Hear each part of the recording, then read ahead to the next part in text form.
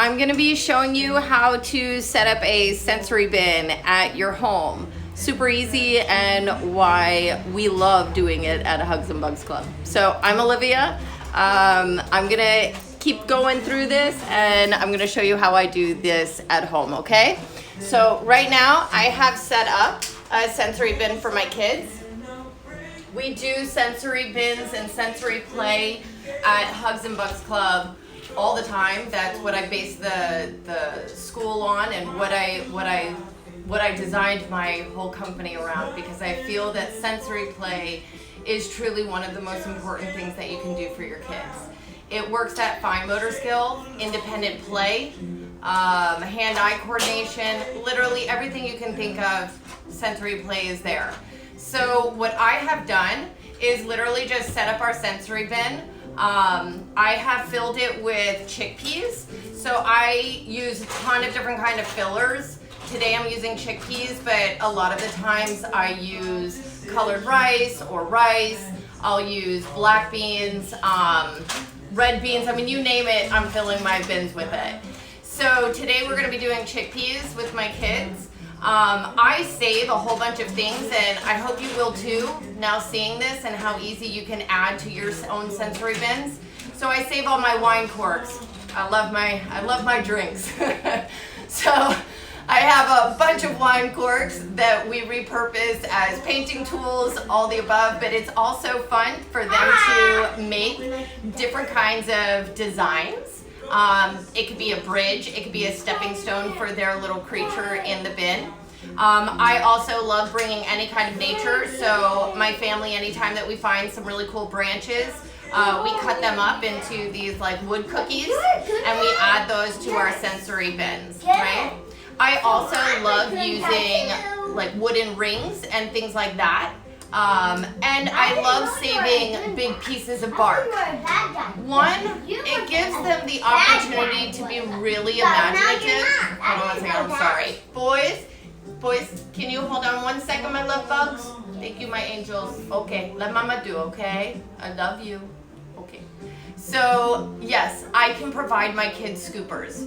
And at school, when we're at our classes, at Hugs and Bugs Club, we have tons of scoopers, but I would prefer my kids use their creativity and imagination more than anything else. So this is their scooper. It's a piece of bark, right? So check this out. I've already put this in, and they're gonna come up with it on their own too. My kids have been doing it for a while, so they'll automatically know, but when it comes to a child first using it, they're gonna come up with some really cool ways of troubleshooting.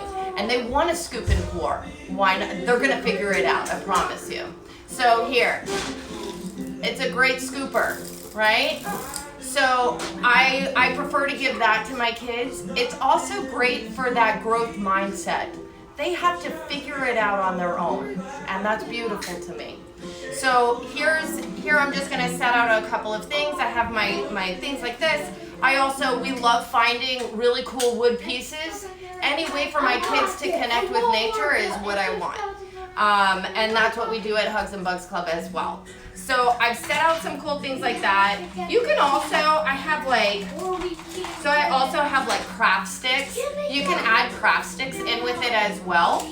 You can also put in, so boys, hold on 1 second guys, okay? So anytime I get a bouquet of flowers, I always cut off the top part, right? Because I need it to fit in my vase. And I save this, right? So these are great. Dry them out. It takes a few days, but it's really cool to do. So I dry them out, and then we use them in our sensory bins. So we can put them around like this. My kids can figure out different ways of layering them, making a bridge, making a little fort over here for their little characters, something like this, right?